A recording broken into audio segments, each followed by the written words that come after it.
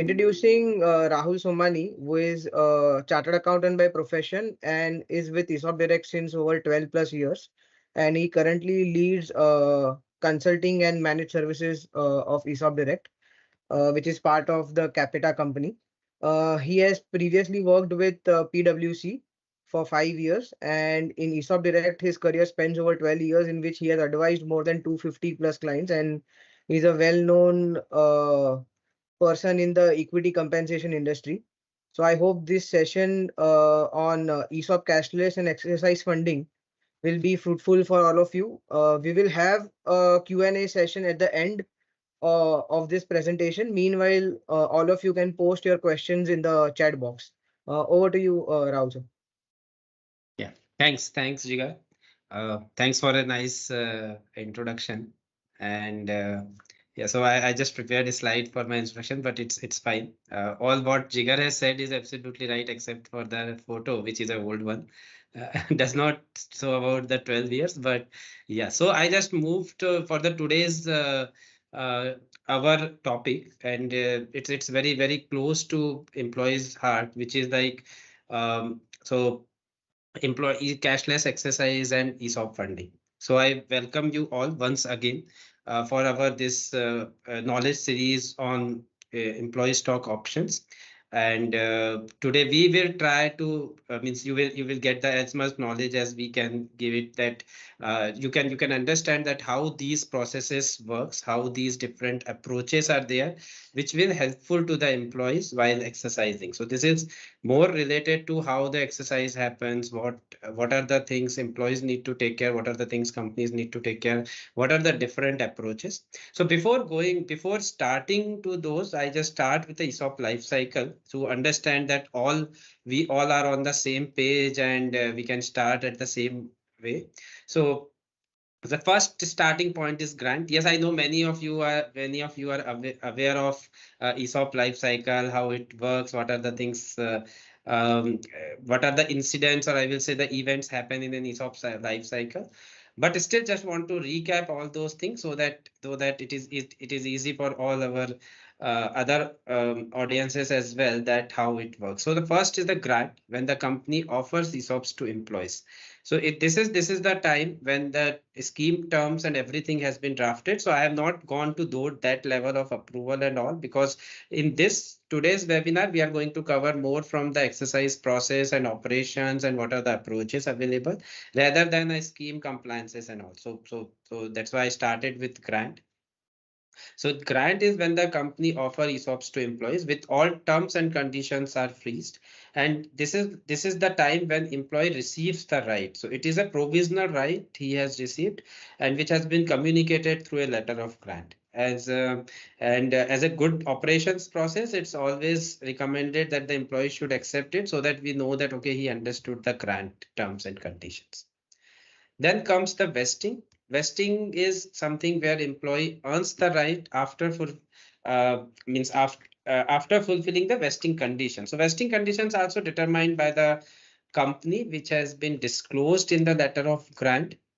That means time is like a given, it is a given thing, but what are the performance things he need to do, or he should be with the organization for this much period, and he will get the option. So vesting is the period when this provisional rights converts into the absolute right of the employee, and then employee can exercise these options. So this is something is a second event. Third event is the exercise, when employee decides to exercise. So this is in the hands of the employee. Over the exercise period, he can decide any time that when he wants to exercise his rights, and the shares has been allotted. So this is more like a intimation, or I will say a intimation by the employees to the company or to the intermediary that, okay, I want to exercise my rights, and now you allot me the shares. So this is something is in the hands of the employee. One important thing here, because this is relevant for my other slides, that the perquisite tax incidence in India comes at the time of exercise. So this is very important, that the employee need to pay tax when he decides that, okay, now I want to I exercise my rights, which has been given by under the ESOP scheme, and I want the equity shares into the company. Then comes, yes, the sell, the best part, where he realizes the benefit. It is a wealth creation. So it is the actual thing when he sells the shares into the market and get the benefit from those shares. And it is also called as the getting the liquidity. So just want to recap, and here the capital gain implication comes up. Yes, so if you sell it into the market or if you sell it to the third party, it is a capital gain implications with employee needs to take care. So the tax part has been divided into two. One is exercise, one is sell. But the sell part is also from the cash flow point of view. At the time of exercise, there is an outlay from the employee because he need to pay exercise amount and taxes. And at the time of sale, he will get the net realization after deducting capital gain taxes, or he can pay capital gain taxes depending upon the transaction part. So important thing here is these are the things which has been decided by the company and offered by the company, that how the grant will happen, what are the terms and conditions, what are the vesting schedule. And this is the portion which is employee's discretion, where employee decides when he wants to exercise and when he wants to sell those shares.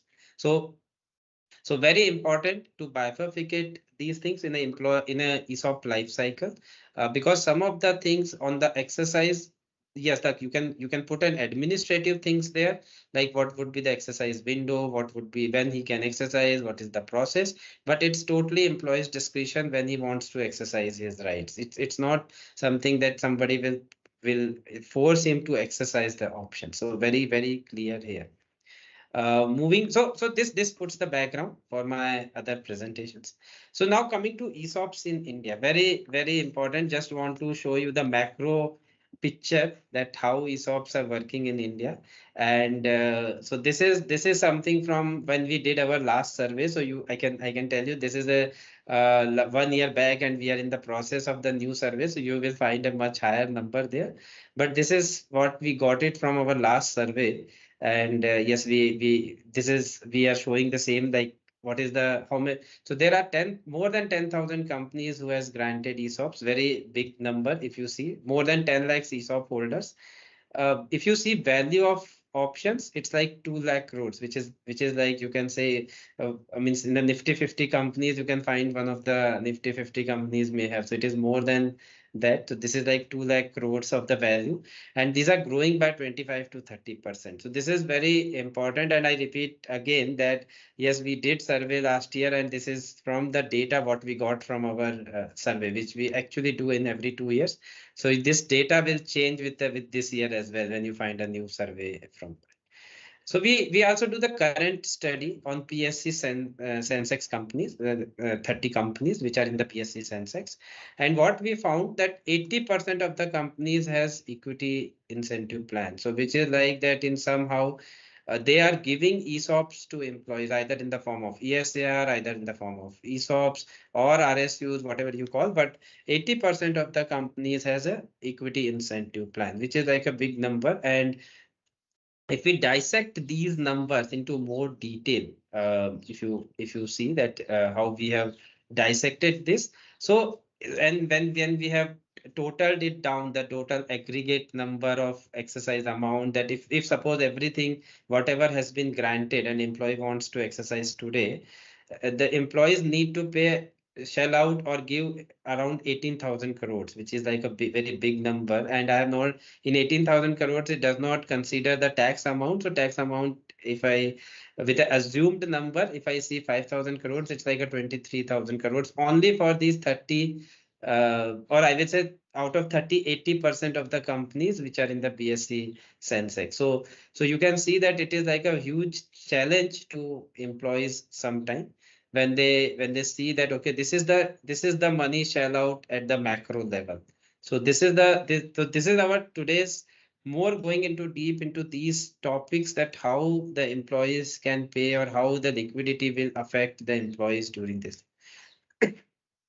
Yes, for taking out this number, yes, we have considered some of our means we have taken some of the assumptions, and this information is from BSC website, information in public domain, and yes, disclosures in annual report. So this is, we have considered the grant for 2020, 21, 22, 23. So all these numbers are total of that. And we have considered value of options as per the current market price. So it is like whatever the market price currently in for these companies. We have considered that part. We have not, as I repeat myself, this number is more to give you a indication actually that what are the challenges we are talking about when employees comes for exercise. And yes, if there is any underwater options, we have considered the exercise amount, but we have not considered the tax on that. So in some of the companies, if the options are underwater, we have considered only the exercise amount here. So still, if you see, it is like a huge number which means comes out of this particular study. Moving to my next slide. Yeah. So now coming to more deeper, and I will in this slide actually I want to put it from more on the micro level, that how these things affect a particular employee, because in the earlier slides you have seen that in a macro level with only BSE 30 companies, and out of this how many 80% companies have equity incentive plan, what is the number coming out, and which is like a very eye opening for us as well, that there is a 23,000 crores of amount which need to be shell out by the employees to get these benefits.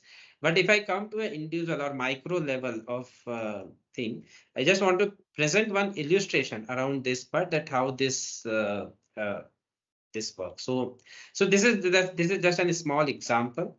I suppose if Mr. A has an annual salary of 30 lakhs and he got the benefit in ESOPs, which has been vested over a period of time, and now he wants to exercise. So he has a 10,000 vested options in hand with a 10 rupees exercise price. Suppose the current market price or FMV is 1,000 rupees, and tax rate, the tax bracket, he is approximately 30%. So this is all the assumptions, but just want to put your indication toward that when you are deciding that when the employee wants to exercise, and when you are deciding your scheme, you should also consider that, okay, if I'm giving this much benefit, how he's going to pay that much amount. So that is also very important. That's what we want to show in this particular slide, that what are the challenges employees can face while they are exercising their options. So to get the benefit of 1 crore, the employee needs to pay 30 lakhs 10,000 rupees. 10,000 I had just kept it for the exercise price, which is I kept it lower that at rupees 10. So if somebody is exercising 1,000 options, he need to pay 10 rupees. This is 10,000. But the tax amount of that 1 crore is 30 lakhs, which he need to pay before getting the shares, because when the company has a tedious liability, so they want to collect this amount at the time of allotment of shares. So when he is go and ask that, okay, I want these number of shares, this 10,000 options, which is equivalent to 1 crore. He need to shell out first from his pocket 30 lakhs 10,000, which if you see from an individual point of view, this is sometimes like his annual salary, which is like that I need to pay out the 100% of my annual salary, which for getting the 1 crore. So this is something where the liquidity crunch or challenges comes for the employee. So from this, I just want to come back that what are the challenges employee can feel. So liquidity crunch, employee may be out of funds, because paying out this much amount, generally employees does not have that much liquidity. Either it is invested amount, so they need to come out from the investment or break their FDs, or maybe sell their earlier investments. So this may be a liquidity crunch if employee may be out of funds. Yeah, sometimes not able to get early liquidity due to restriction on sale. So even if you exercise, so from somewhere you pay 30 lakhs rupees, but if you are a designated employee or an insider trading regulations comes into the picture, where there are some restrictions that when you can sell, when you can't sell those shares. So that also need to take care, and sometimes this period longevate the cost of taking that paying that liquidity. So that is something is very important to check. Arranging funds from internal or external sources, which sometimes leads to a higher interest rate, because if you go to some fund house, or maybe to the bank, or maybe to the internal sources, the interest rate they will charge is sometimes much higher, and it is like a cost. So that if you are getting a benefit of some amount, this is the cost you need to consider. So this is very important when you are arranging for the funds. Duration between exercising stock options and receiving allotment amplifies the cost of funds. So what we want to say here, that sometimes it happens that it takes 2 or 3 months times as well when you come to the allotment of shares. You exercise today, you pay every amount today to the company, but maybe because of some compliances required that it can be done only in the share allotment committee or in the board meetings, it may happen that it may be a period gap between the exercise and allotment of shares, which may be from 1 month to 2 months, 3 months, or depending upon how means when the meetings will happen. So this will increase the cost of funds for him, because where he has taken the funds from outside, every single day will increase the interest cost for him. So that is like a, so if there is a longer exercise period, the amplifies the cost of funds as well. Lack of communication, very important, because companies wants to communicate on vesting every time, but this is also very important that the company should communicate to the employees at the time of exercise, giving them what are the risks available, how they can arrange the funds, what are the ways available, because this will help employees to understand that okay, this much is a shell out of money, how I'm going to arrange these funds to exercise the option. Should I wait for some more time? Should I wait? Should I do it today or maybe so all these things. So this communication helps employees to understand that when to exercise, how much is the risk involved, and how much is the funds, how much are the funds required here. So very important for the companies as well to guide employees at this time.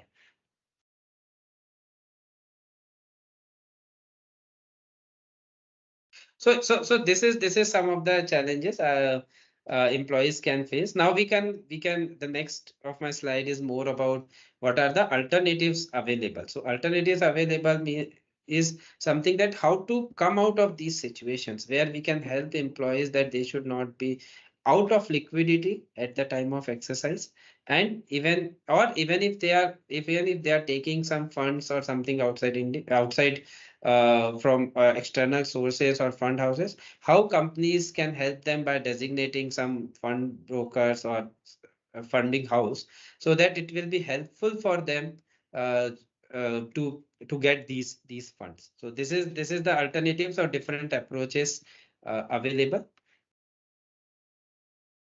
So first is a cashless exercise. So this is, so anybody can have, what do you mean by cashless exercise? So that we will cover in our next slides.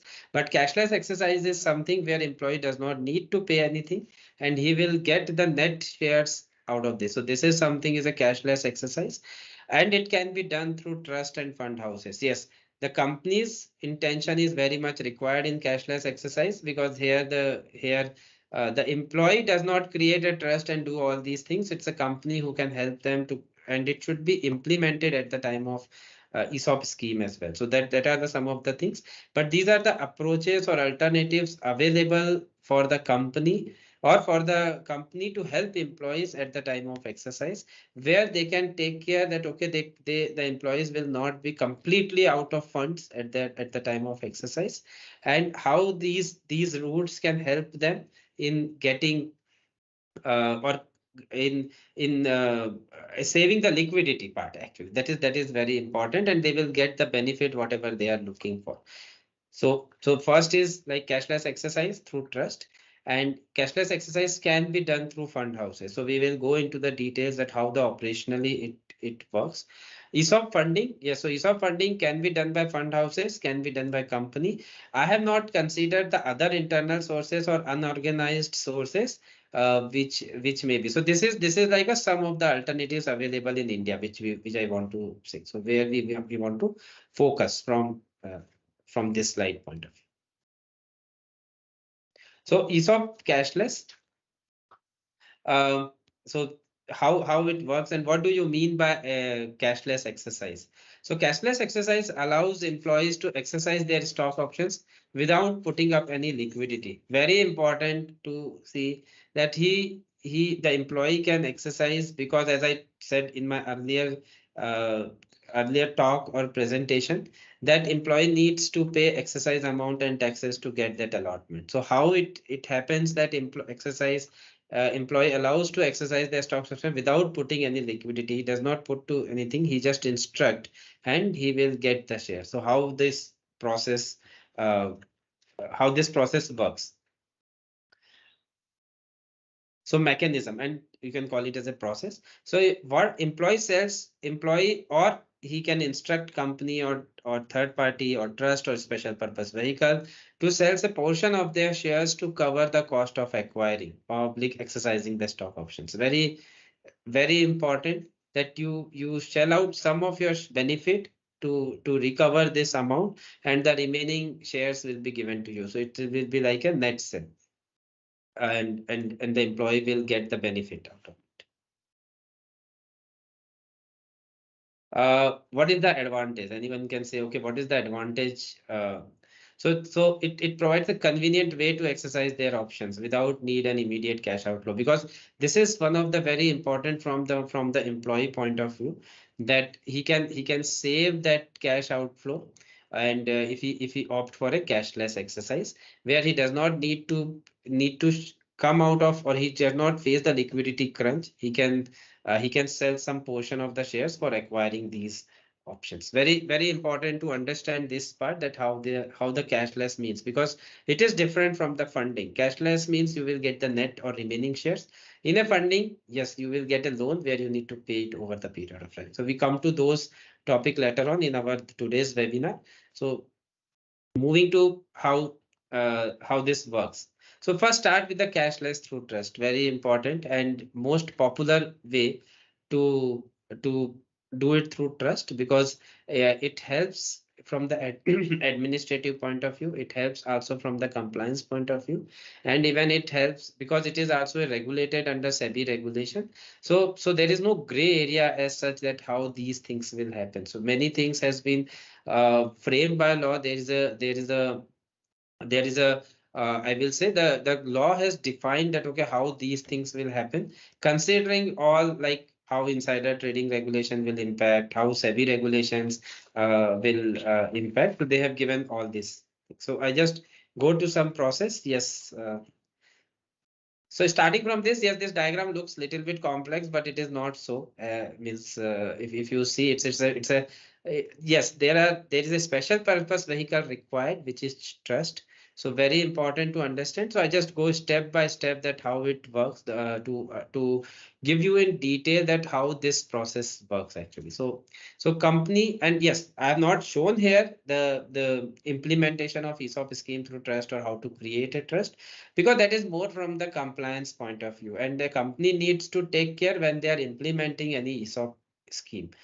Because creating a trust later on may have some implication, because SEBI allows to implement a trust later on also, but you need to give a reason that why you want to move to trust from a direct route. So very important. I'm not going into that because that is a totally different subject and a very deep I will say deep subject. I'm not moving into that side, sticking to that what the process is. So what are the steps involved? So first is funding by the company to the trust. Very important, because trust is a special purpose vehicle created by the company. So company needs to fund the trust as per, and yes, they need to consider what are the Companies Act regulations around the same, what are the SEBI regulations around the same, and within that maximum and minimum limit from the Companies Act and SEBI regulation, company can grant loan to or fund trust for acquiring the shares. Shares can be acquired either from secondary acquisitions or primary allotment. In my example, I have gone ahead with the issue of shares by the company. I have not shown the secondary acquisition because there are some other compliances trust need to do if they're going for a secondary acquisition of shares. So looking at the time, we have only 1 hour to cover all these things. I thought that we should go with a simple example. But just to so issue of shares by the company.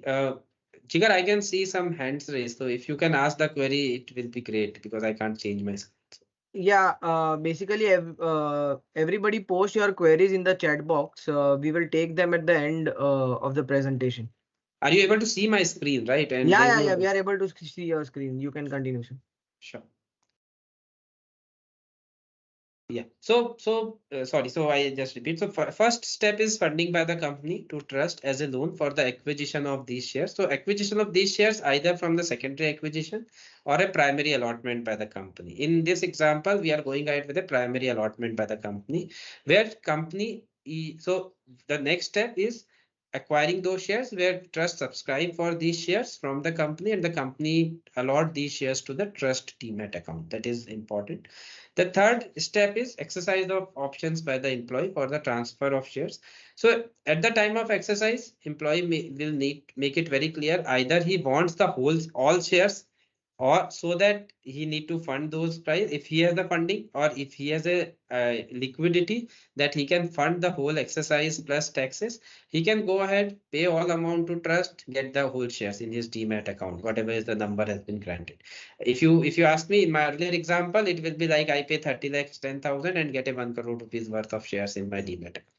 The second is he may say that, okay, I don't have that much fund. I want to go for a cashless exercise where trust will sell the shares which is required for collecting that exercise amount and taxes, and the transfer the remaining shares to the employee. So this is very important that the trust will calculate all these things, that okay, this is the number of shares required which I need to sell it into the market, and the remaining shares will be transferred to employee's demat account. So in this case, the trust is recovering the exercise amount and taxes from the net proceeds. So this is very important. Yes, so I just go to the SEBI regulations. So currently, employee can't say to the trust that you can sell my all shares and give me the cash, because as per SEBI regulations in India, complete sell or sell all is not allowed. We need to go with a partial sell where remaining shares will be transferred to the employee's demat account. Maybe the employee can sell it into the next day, get the cash out of it. That his discretion, because it's a free shares with him. But from the regulation side or from the trust side, trust can sell only that much shares which is required to recover exercise amount and taxes. So this is from the cashless through trust. And yeah, just want to add here. Yes, so this transactions, yes, is governed by Companies Act. We need to check the Companies Act from the compliance point of view. We also need to check SEBI regulations, because SEBI regulation has also given some of the things that how this trust will work, who will operate this trust, how you can manage this trust, who become the trustee. So all these things companies need to take care when they are creating a trust. And also we need to consider, or we need to take care of SEBI regulations, insider trading regulations as well, because trust is an insider. So the cashless exercise what I talk about is also applicable to trust and even insiders. If they are exercising, there may be some time gap between, or may not be allowed to do the cashless in that period. So all those things, maybe if we make it clear to the trust, if we make a process manual, it will be much easier. But this is one of the option, and I say very popular option in India, where the trust helps employees to do a cashless exercise. Moving to my next slide. Cashless through fund house. So yes, so if you do not have trust, well, how you will do it? So very important, because it may happen that you feel, okay, I don't need a trust, and still I want to give this facility to my employees, that where they can do a cashless exercise. They don't need to invest their own liquidity and get the shares or get the net shares out of it. So if you see here, yes, there is a fund house you can see, which is a special purpose vehicle between employee and company. It is not a trust. So in my earlier slide, it was a trust, but now it is a fund house. But yeah, there are little bit of different things altogether. So if we go with a step, so employee will exercise the options first. In my earlier slide, it is like a company can give loan, and the trust can acquire or subscribe shares from the company. But in this case, exercise of options by the employee, which is the first step.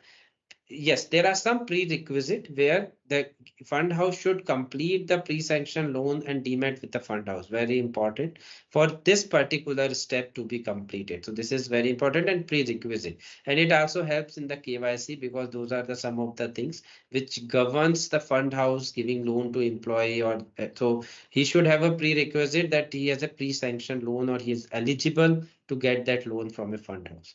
The next step is once this exercise happen, the instructions will also go to fund house. Fund house will transfer exercise amount and taxes to the company on behalf of employees. So this is more like a fund house will transfer those shares, and then the company will issue the shares in the demat account marked by, very important, marked by fund house, which is generally a lien on the in the with the fund houses. So it is not a freely available shares, it is a liened shares, which is liened by the fund houses, but has been transferred to that particular demat account. The next step is the fund houses will transfer that much shares, which is required to in the market to deduct loan, which is in the form of exercise amount and taxes, and if any interest there. So I have not write interest there, but it is more depend upon what is the arrangement company can make with the fund houses, but he will deduct exercise amount, taxes, and some interest element, other charges, whatever he and deduct, and recover this amount, which will be which is the square of using the square of to square of the loan actually, and the remaining shares will be either kept in the employee demat account without lien, or if employee wants, it can be transferred to any other demat account or any other demat account employee has. So very important to understand here that yes, the fund house do the work of trust, but not in a complete manner. But yes, very much. But yes, here the fund house will decide the eligibility for the employees, that okay, how much pre-sanction loan I can give, where the demat account needs to be opened. So these are some of the things company should take care of when they're going for this arrangement. Second important thing here is this arrangement may not be applicable for non-resident Indians and foreign nationals, because there are some RBI restrictions that how much loan you can give, whether you can give loan to NRIs or not. So that's why maybe this arrangement may not work for NRIs and foreign nationals. So this is very important to understand here, that how these things works. Yeah. So next, coming to ESOP funding, very means not very it's more like that if the company is going for external funding, if the company it's a or employee is going for external funding, sorry, my mistake. If the employee is going for external funding, company can say, okay, we can help you out to get the funds. We can discuss with the fund houses, we can arrange a better rate for you, and it is like that if you are going through us, it will be a blanket rate for all employees. So it will be, so that helps, that can help employees to get a better rate, and maybe the cost of acquisition will be lower actually for the employees while exercising ESOPs. So meaning is more like this is a facility. So I will more call it as a facility provided to employees, because it's the employee's choice whether to go with a fund house or not, or whether they have a internal liquidity, or maybe they can arrange a internal funds. That is their call. But it is a facility that can be provided to employees to fund their exercise amount and taxes, and through a designated fund house of the company. So this is something that even company can fund.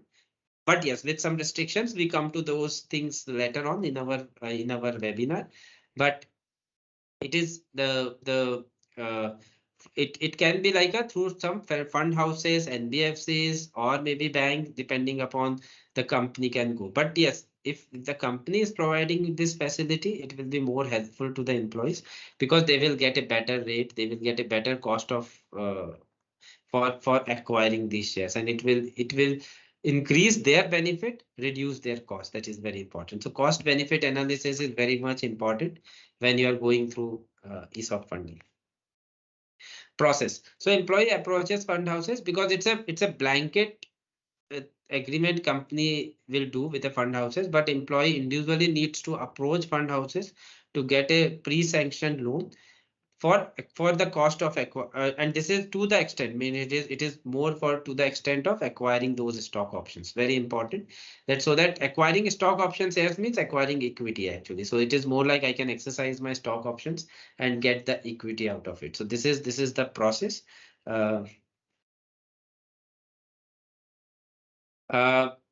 Advantage, very convenient avenue to exercise, because you don't need to immediately cash outlay. Very important, you don't need to pay cash immediately. it can be repaid over a period of time, depending upon how you negotiate with the fund houses, what is the terms and conditions they are giving it to you, but it will be paid over a period of time. Sometimes it's a short-term loans, which are like 6 months to 9 months. Sometimes it's a longer as well, depending upon how the fund houses are discussing with you. But yes, it is not like I can arrange that fund over a period of time. It can be converted into an EMI, all these things, but very important that it will not go away my current cash outflow. I'm in my money over a period of time. Yes, there are some risk involved. We will talk to that part later on our slides, but there are some risk involved here. That if you take a funding, and that's a normal, even if you go for any other funding or loan or something, the same, that the value of those shares, what you are acquiring, should match with the loan taken, or maybe higher than the loan taken by you for the exercise amount and taxes. So very important. And yeah, the NBFCs or fund houses will decide that what would be the margin money, how much loan they can provide. That is something they give in the pre-sanction letters. So those are the things which employee and even the company need to take care. But yes, definitely we will cover all these points in next slides. So funding support to employees, how it works actually. So very important that so we should understand the process, because there is a limited role of the company. There is a limited, and the more role is between the employee and the fund houses. So it also starts with exercise by the employee. Very important. Employee will send the exercise form to the company, or tell company that okay, I want to exercise my this much number of options, and one of that copy will also be sent to the fund houses. Very important, because fund houses should also know that okay, he wants to take the funding out of this. Yes, fund house will provide their own checking part, that okay, how you, I mean, whether the employee is holding that much options, whether it is not, I mean, it is already vested. All these things will be taken care by the fund houses as well. So maybe they may discuss with the company, but employee will exercise first thing. The fund houses will also get the intimation, and once he do all that KYC checking and everything, he check that okay, there is a pre-approved loan sanction, and he make the payment accordingly. So the fund house will make the payment of exercise amount plus taxes to the company. Yes, and then the company will allot the shares in the demat account, which is provided by the fund houses. So this is a demat account of employee only, but as I say, it is charge on demat. So the fund houses will put a charge or lien on demat. So it is not a employee will not sell those shares freely. The first charge is of the fund houses. So even if employees sell those shares, the fund houses will get the money. They will square off their loan, and then the remaining amount will be transferred to employees. So that is something is need to be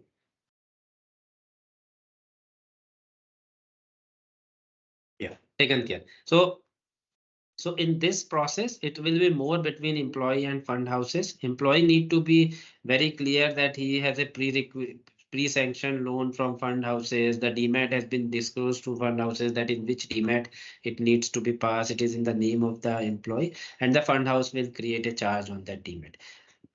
Once the loan has been loan repayment over the period, which will be depend upon the terms and conditions as discussed between the company and provided to the employee, and that yes, as the employee clear of that loan, the charge will be removed, and all these shares will be available to employee to sell next day, or maybe keep it as an investment. So this is something is more for the funding support to employees, or I will call it as the ESOP funding. Here again, just want to repeat what I said in my last slide, that NRIs and foreign nationals are restricted because RBI has some restrictions on fund houses, that how much amount they can give, whether they can whether they can provide loan or not, or if the NRI and foreign nationals of some neighboring countries, it is like a pre-approved thing. Means it is like you can't provide a loan to the NRIs or foreign nationals who are bordering India. it needs a prior approval. Similar, very similar to ESOP. So fund houses need to be very clear on those things. So there are many restrictions on the same, and many times fund houses reject applications from NRI and foreign nationals as well. So we should be very clear on this thing, that it is very restrictive for those people. But yes, for the resident Indians, it's a clear process and well defined, and even fund houses know that okay, how to make it.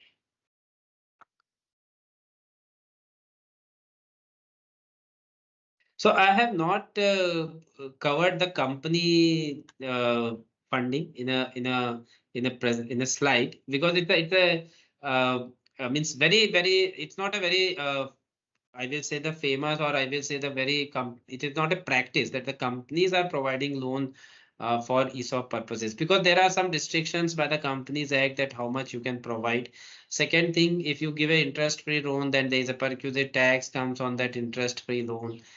So all these things. So there are lots of compliances and complexity if the company is providing funds to employees for exercise of their own shares.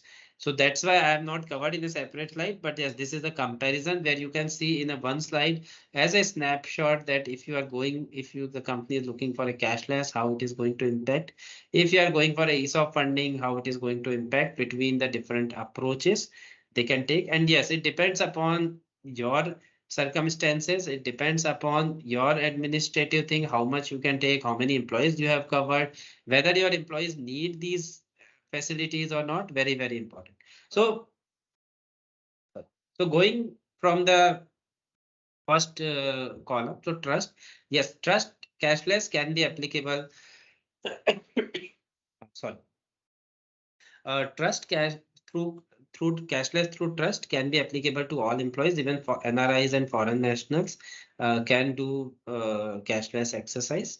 Yes, some approvals are required from RBI for NRI and foreign nationals, but it's not something that it is restrictive. It is more like that they will give a one-on-one approvals. But so we can say that it is applicable to all employees. Yes, there are some compliances, SEBI regulation and Companies Act, but sometimes it's good that you know, okay, how it works. It's not a blackboard. Okay, these are the terms and conditions. These are the compliances I need to follow. So sometimes it makes the things very certain and very easy to understand.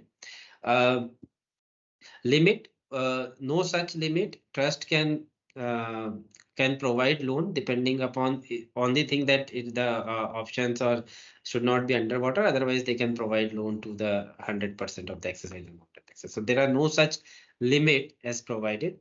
Risk involved less, yes, because it's a company is only administrating trust. So the risk on the employee for the non-compliances, on the company for the non-compliances are very less. The trust is a special purpose vehicle administered by the company.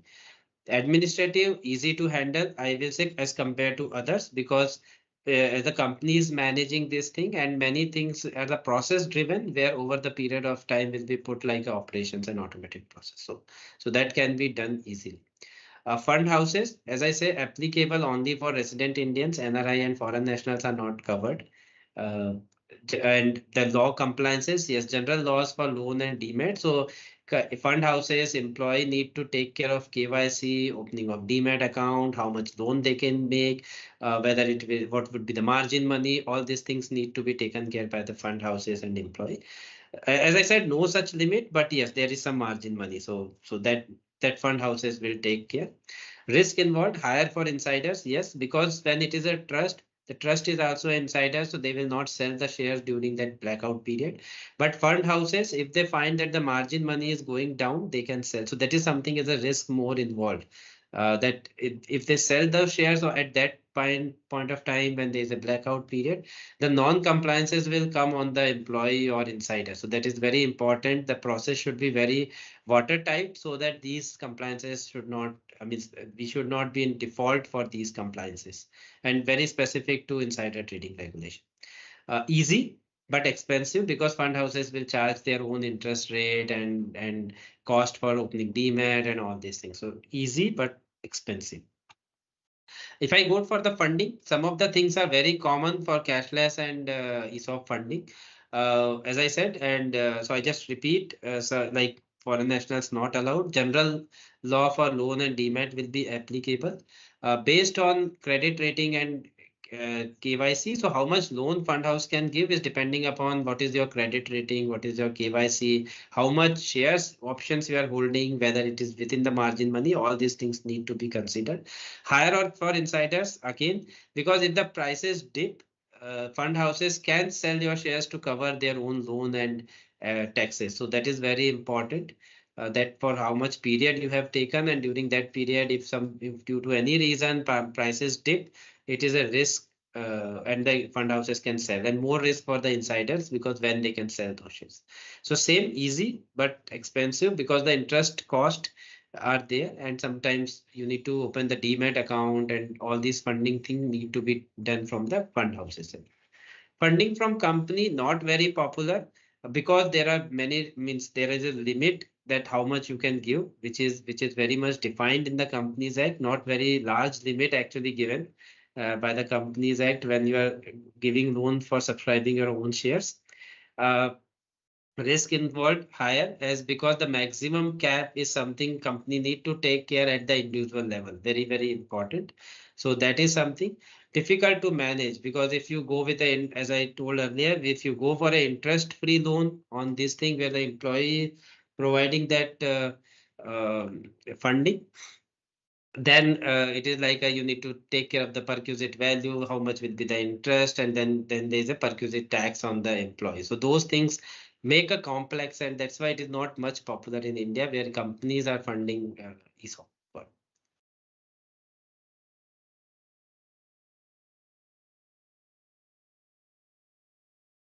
Other implications, yes. Whenever you are thinking of ESOP cashless exercise or ESOP funding, some of the other implications companies need to take care. Actually, this is more from the company side as well that they need to take care.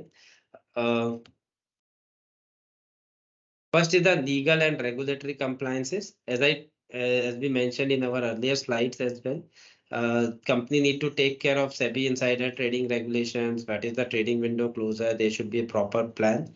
If you are going for a funding addition, if you are going for a cashless exercise for employees, RBI process is there that how foreign nationals and NRIs can exercise. That is very important. If you are going for a funding, NRIs and foreign nationals are not allowed or very restricted, and means in our experience, if you ask me, in my experience, we have seen very, very limited cases there actually, or maybe you can say nil. So very limited cases where fund houses have agreed to fund NRIs and foreign nationals. Accounting and taxation impact on trust and employees. Very important that, as I told, accounting implication on trust, if how they do cashless exercise, how the accounting will be done, how you can manage it at the scheme level. And taxation impact on employees. If the company is funding, then there is a taxation impact on employees that need to be taken care actually and must be communicated. Second, very important, communication and education. It's very important to ensure that employees understand the implication if they are going with a ESOP funding or a cashless exercise. So employees should understand the benefits and risk involved. Very important, very clear communication is required. And even it is not a one-time thing that, okay, at the time of grant, the communication happen and it is done. It should be a regular. Because the grant and exercise have some time period actually. If you see our first slide ESOP life cycle, sometimes the grant happens and the exercise is started after 2-3 years, which is a long period. Change all laws, change all compliances, complexities.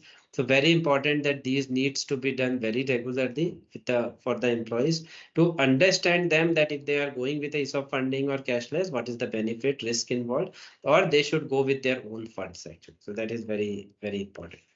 Administrative burden, yes, very important because managing cashless exercise involves administrative tasks because you need to manage either trust or fund houses, or you need to discuss with fund houses. So it also includes tracking stock options, scheme-wise, exercising, managing paperwork, compliances. It should not be sold during the insider trading. All these things need to be taken care. So these are the other implications. Whatever approach you take, you need to have a scorecard where you can take it that, okay, you have taken care of regulatory compliances and administrative burden. Communication is something which I say that it should be a regular thing. It should be done every time or maybe every 6 months or 1 year, that employees should be aware of these implications. Key takeaways. So I think we are on the last slide. So Jigar, we have time, right, for taking questions, right? I am not. Yes, we have time. So key takeaway. So I will not take much time here. It will be like I will try to close this slide in next 5 minutes. So helps in retention, very important, that if you're considering, if you are taking care of the employees, that how they can exercise, how you can help them in facilitating. So it also helps in the retention of employees, because it may happen that if the outlay or the outflow is so high that employee will say, okay, I don't want to exercise my options, let it be, and that will be a potential barrier to exercising stock options. So very important that the company should facilitate, or the employee should be aware of that, how they can allow or take these funds. Actually, flexibility. So these facilities offer flexibilities where they can decide, they can structure their own exercise in such a way that even they can use their own funds for some percentage of thing. For some of percentage, they can go for the exercise of cashless for some funding. So all this structure can be done, and they can come out with the optimum solution. So those things, these facilities are more like a flexibility. It is not compulsory that you need to do in such a way. These facilities provide flexibilities to employees to use their own funds as well as the other. So it will give a optimum benefit for the employee. Risk mitigation. Yes, so it also save employees. It also shield from a substantial cash outflow by leveraging a loan or by cashless, or the loan is repaid with the proceeds from the sale of exercise shares. So it helps employees that they are not under the burden of the large loan, or they don't know how to repay it, or maybe they need to go for an unorganized sector where the interest is very high. So there will be a substantial risk involved. By these facilities, they can avoid, or they can take the calculated risk. I will say not avoid, but I will say calculated risk from this, that if I'm selling my net shares out of this, and I means I don't want to go for any loan, or if I don't want to deploy my own funds, it is easy for them to handle these risks. Immediate liquidity. Yes, so ESOP cashless exercise provide them immediate liquidity, as they will get the net shares which are not lean, and they can sell it into the market and get the liquidity out of it, of the net shares. So from the employee side, it is not something that they need to pay and exercise and wait for when I'm getting the shares. It is more like that it is cashless from the first day. So at the time of allotment, you will get the net shares, you can sell it into the market, get the liquidity, or you can keep it as an investment and you can enjoy the future appreciation. So it is not so I can call it as an immediate liquidity, or in a way that you are not selling out the cash, so the liquidity is with you.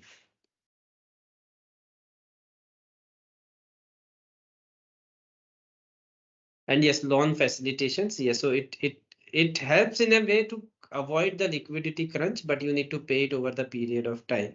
Where if you feel that the stock options which I have exercised will increase, the value will increase over the period of time.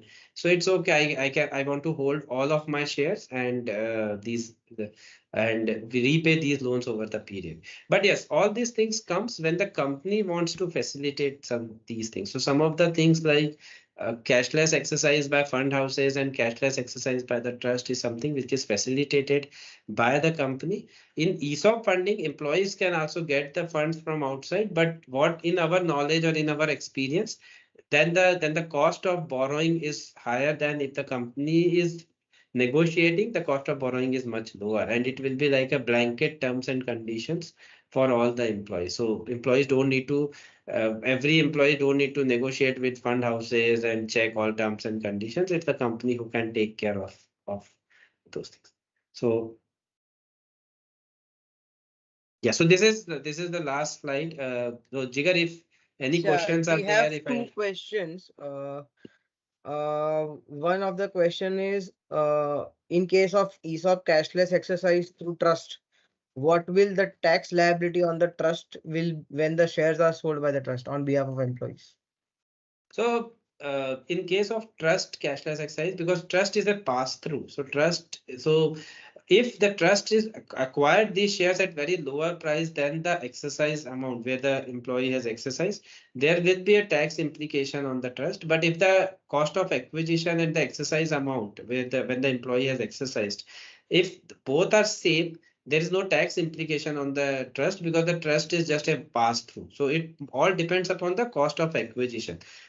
Just giving a small example here, suppose a company funded the trust and the trust acquired those shares from the company at 100 rupees and the exercise amount is 110. When the employee is exercising, the exercise amount is 110, then there is a 10 rupees tax or capital gain on the trust. But suppose the exercise amount is 100 and the cost of acquisition is also 100, there is no tax implication on the trust. The tax implication will be passed on to the employee when he is exercising by the perquisite thing. And when the trust sell those shares, it is selling on behalf of the employee. So there is a whatever the capital gain in a day or two or maybe 1 week time will be passed on to the employee. Okay, thank you for that. Another question is, what are the, though it's a very generic, broad question, what are the tax implication for foreign employees in case of cashless exercise, especially where we don't have any DTAA with the countries where we don't have a double taxation avoidance agreement? So what will be the tax implication if you can just summarize it in some form? So there are different circumstances, Jigar, and different points here. Because there are different rules and regulations around the same, that if whether the NRI and foreign national has a PAN number, whether he does not have a PAN number, this also depends upon the tax rate. Second thing, in some of the cases, the amount will be decided from the exercise amount to, means when they are selling the shares, it is decided from the exercise amount to the sell price, and then they need to recover for the perquisite value. So it depends upon the, and if there is no DTA agreement, they need to pay tax in India, and they need to pay tax in the country of residence as well. So there will be a double taxation on the employee. And if the tax comes in India, it is the difference between the perquisite value and exercise, or I will say FMV on the date of exercise minus exercise price. And the rate will be depend upon the PAN number, the whether he has a PAN, whether he does not have a PAN, depending upon the tax rate will be applicable. Or otherwise, it will go with the higher tax rate.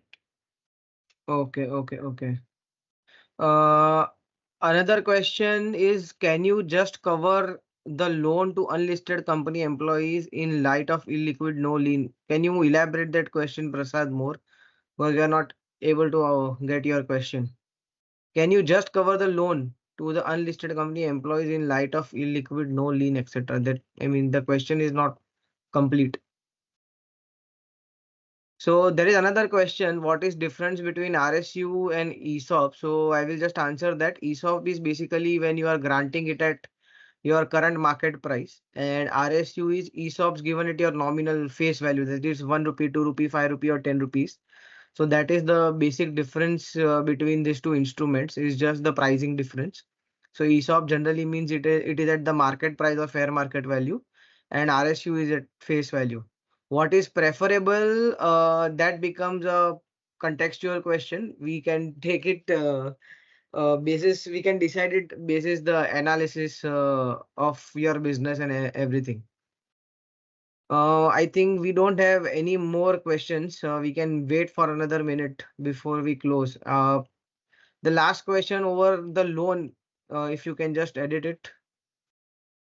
Is the accounting cost to company high in case of cashless ESOP compared to traditional ESOP? So one question. So I will say cashless does not have any impact on the accounting cost. Yes, the accounting you need to do for the trust, you need to do for in company. So that is more like an administrative, but it does not have any additional hit to the P&L. Yes, running that trust may have an additional impact of some few lakhs rupees in a year, which is more like managing trust. They're managing minutes, all these things, managing their audit fees, other. But from the ESOP point of view, whether you are going through a trust, whether you are doing it directly, it does not matter. Your ESOP accounting cost will be same.